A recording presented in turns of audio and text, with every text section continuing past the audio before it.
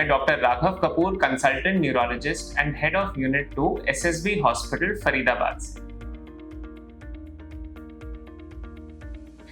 अगर हम स्ट्रोक की बात करें कि क्या ऐसे वार्निंग साइंस है जो हमें अक्यूट स्ट्रोक आइडेंटिफाई करने में हेल्प करते हैं, तो इसको हम एक बी फास्ट निमोनिक से याद रखते हैं, जिसमें बी से होता है बैलेंस करने में प्रॉब्लम, ई से होता है आईज में कोई दिक्कत आए, कुछ डबल दिखे या धुंधला दिखे, एफ से होता है फेशियल एसिमेट्री कि हमारा मुंह टेढ़ा हो जाए, ए से होता है आर्म कि हमें किसी भी आर्म में वीकनेस या किसी भी लेग में वीकनेस आए, एस से होता है स्पीच कि हमारी जबान लड़खड़ा जाए, और टी होता है एक ऐसा टाइम विंडो 0 से लेके 4.5 आवर्स 4.5 घंटे तक जब हमें तुरंत हॉस्पिटल आना है और वो क्लॉट बस्टर इंजेक्शन लेना है। हमें कैसे डिसाइड करना है कि हम थ्रोम्बोलाइज करें, मैकेनिकल थ्रोम्बेक्टमी करें स्ट्रोक में? तो जैसे कि हमने टाइम विंडो बोली, 4.5 घंटे एक ऐसा टाइम विंडो है जब हम आईवी थ्रोम्बोलिसिस एक इंजेक्शन देके इस्केमिक स्ट्रोक जो क्लॉटिंग वाला स्ट्रोक है उसे ठीक कर सकते हैं। जबकि मैकेनिकल थ्रोम्बेक्टमी है कि जैसे हार्ट की एंजियोग्राफी होती है, ब्रेन की एंजियोग्राफी करके ये क्लॉट को हम ब्रेन से निकालें। इसकी टाइम विंडो थोड़ी लंबी होती है, ये हम 24 घंटे तक कर सकते हैं। ऐसे क्या प्रोटोकॉल्स हैं स्ट्रोक रिस्क स्ट्रैटिफिकेशन के और रेकरेंस प्रिवेंशन के, कि कौन सा स्ट्रोक ज्यादा सीरियस है या फिर हमें स्ट्रोक दोबारा ना हो? तो अगर स्ट्रोक देखें, हम इसको NIHSS स्कोरिंग से रिस्क स्ट्रैटिफाई करते हैं। स्कोर 0 से 5 है, 5 से 25 है या 25 से ज्यादा है, माइल्ड है, मॉडरेट है, सीवियर है। अगर हल्का सा स्ट्रोक है, सिर्फ एक हाथ में कमजोरी आई या सिर्फ थोड़ी सी जबान लड़खड़ाई या सिर्फ कुछ चलने में दिक्कत हुई, तो इसको माइल्ड स्ट्रोक बोलते हैं। माइल्ड स्ट्रोक्स को हम जनरली थ्रोम्बोलाइज नहीं करते, अगर हम थ्रोम्बोलाइज करें भी तो वो तभी करते हैं अगर हमें विजन में प्रॉब्लम हो, स्पीच में प्रॉब्लम हो या डोमिनेंट हैंड में प्रॉब्लम, क्योंकि ये ऐसी चीजें जो हमें आगे जाके दिक्कत देंगी। अगर कोई बहुत ही बड़ा स्ट्रोक है जिसका NIHSS स्कोर 25 से ज्यादा है, कि मतलब हमारा हाथ पैर बिल्कुल चला गया, पेशेंट अनकॉन्शियस हो गया, या फिर हम MRI कराते हैं जिसमें आधा ब्रेन ही हमारा चला गया, तो ये सीवियर स्ट्रोक्स होते हैं। ऐसे वाले स्ट्रोक्स को भी हम थ्रोम्बोलाइज नहीं करते हैं क्योंकि इसमें ब्लीडिंग का रिस्क ज्यादा होता है, तो ये हम रिस्क स्ट्रैटिफाई करते हैं।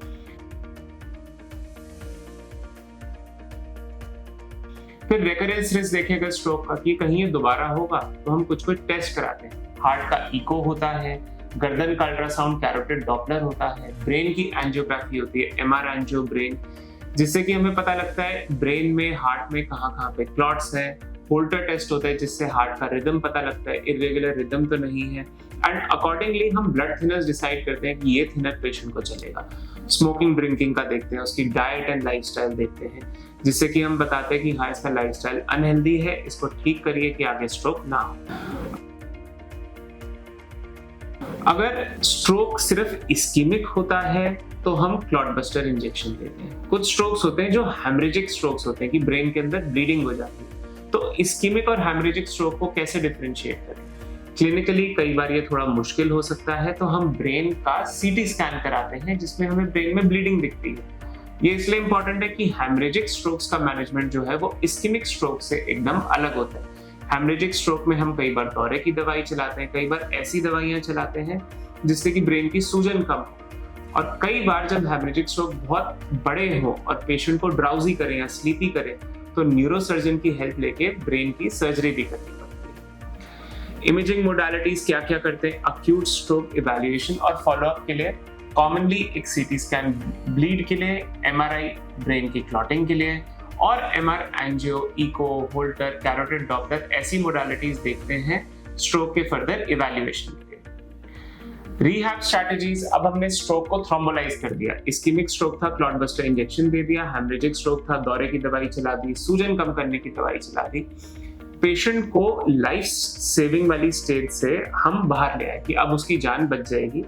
अब आती है मॉर्बिडिटी। मॉर्बिडिटी का मतलब एक पैरालाइज्ड पेशेंट, मतलब बिस्तर पे है, उसको फीडिंग हो रही है, फीडिंग पाइप से यूरिन का कैथेटर लगा हुआ है, ब्रेन की सर्जरी हो रखी है, स्टिचेस हैं, कई बार ट्रेकियोस्टोमी करते हैं, गले की ट्यूब लगी हुई है, तो ऐसे पेशेंट्स का केयर कैसे करें?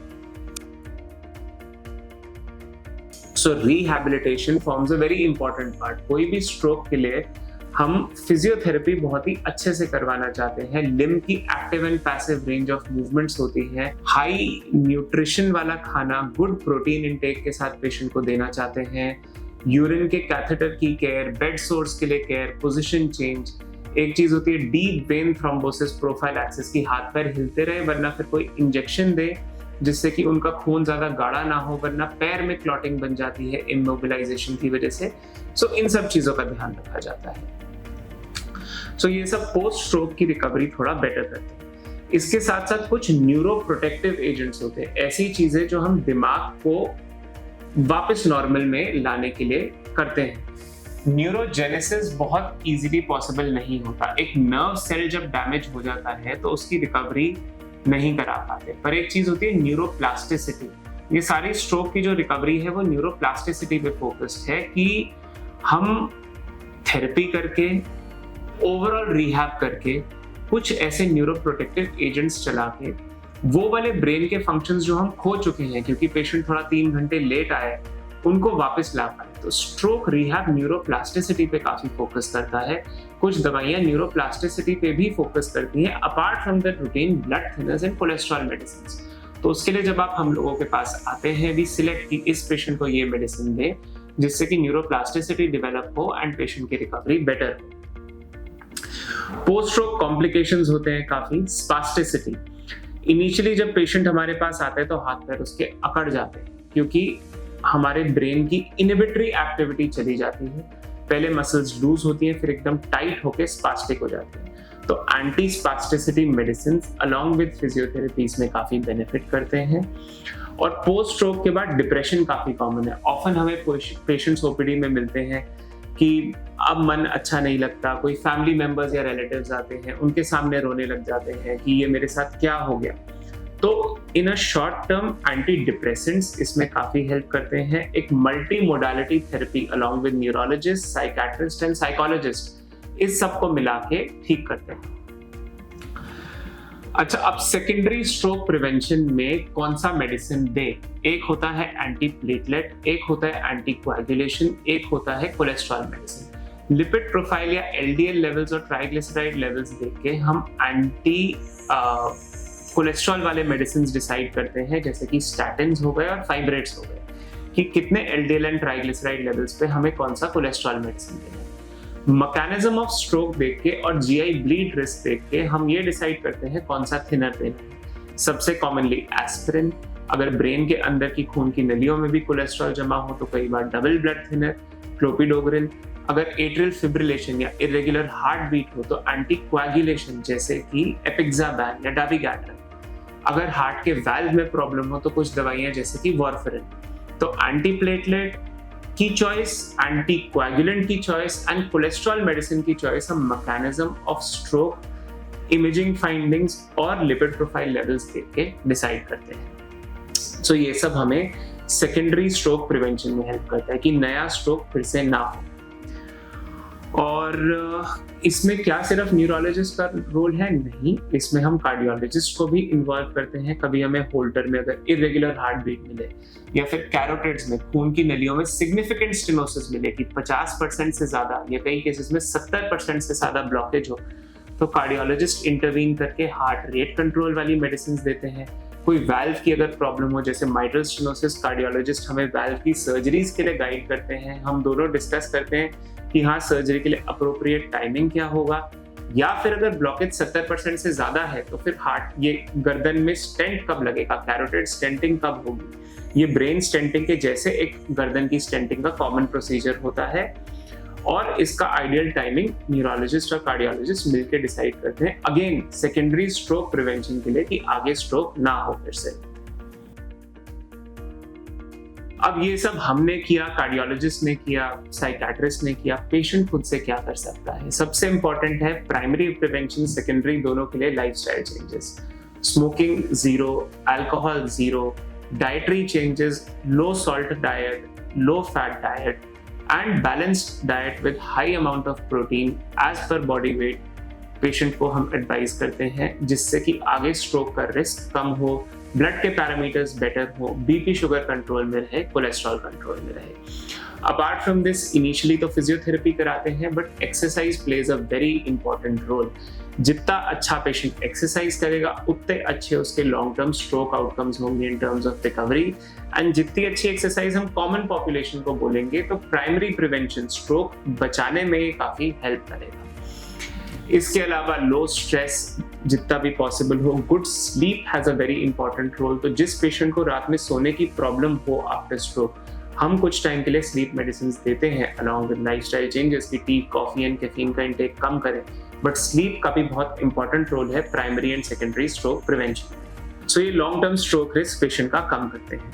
क्या हमें स्ट्रोक केसेस बढ़ते हुए दिख रहे हैं? यस, लाइफस्टाइल चेंजेस जैसे पेशेंट्स के खराब हो रहे हैं, स्ट्रोक केसेस बढ़ रहे हैं। इसका सिर्फ लाइफस्टाइल की वजह से नहीं, बट इंक्रीज्ड अवेयरनेस से भी है। The more number of programs we do, जितना हम पेशेंट्स को सिखाते हैं, फ्रेंड्स एंड फैमिली में ये सब चीजें प्रोवोकेट कर बताते हैं, इसका प्रचार करते हैं और पेशेंट्स आपस में डिस्कस करते हैं। सोशल मीडिया की वजह से हमें पता चल रहा है कि हाँ, ये चीज स्ट्रोक है और ये almost as common as heart attack और किसी क्रिटिकल इलनेस है। तो कभी भी आपको ये बी फास्ट वाले सिम्टम्स दिखे तो आप फट से हॉस्पिटल आइए, अपना टेस्ट कराइए और इसका ट्रीटमेंट लीजिए। So increased awareness along with lifestyle, yes, stroke के केसेस हमें ज्यादा डिटेक्ट हो रहे हैं आजकल। तो हम काउंसिल कैसे करें पेशेंट्स को, फैमिली को लॉन्ग टर्म आउटकम्स के लिए एंड स्ट्रोक प्रिवेंशन के लिए? सो आई फील कि यही जो हम प्रोग्राम्स करते हैं, न्यूरोलॉजिस्ट पेशेंट को गाइड करते हैं, स्ट्रोक पेशेंट्स को हम टॉक्स करते हैं डिफरेंट हॉस्पिटल ग्रुप्स के साथ एंड डिफरेंट कम्युनिटी सर्विसेज करते हैं, कॉर्पोरेट्स में हम लेक्चर्स देते हैं, बताते हैं स्ट्रोक के बारे में। इसका अवेयरनेस ज़्यादा स्प्रेड करें, क्योंकि कई बार पेशेंट्स को पता ही नहीं चलता उनके साथ क्या हुआ एंड दे वेट, वो 4.5 घंटे का गोल्डन टाइम विंडो निकाल देते हैं। जल्दी हॉस्पिटल आने का कितना एडवांटेज है ये हम लोग भी बार बार रीएम्फसाइज करते हैं। और जो हमने ये कॉन्सेप्ट निकाला है कि टाइम इज ब्रेन, इस चीज पे बहुत ज्यादा फोकस करते हैं कि ब्रेन के न्यूरॉन्स हमें जितना बचाना है उतना ही जल्दी हमें हॉस्पिटल आके इसका ट्रीटमेंट लेना है। तो टाइम इज ब्रेन पे फोकस करते हुए I would like to close this talk आप लोगों को यही बताते हुए कि कभी भी स्ट्रोक वाले बी फास्ट सिम्टम देखते, balance eyes, face, arm, speech, time एक ऐसी चीज है, जब ये बी फास्ट वाले सिम्टम्स आप देखिए, जल्दी से हॉस्पिटल आइए, स्ट्रोक का ट्रीटमेंट लीजिए, जिससे कि फास्ट, क्विक और अच्छी रिकवरी पॉसिबल हो। Thank you so much. इसके साथ मैं अपना लेक्चर क्लोज करता हूँ।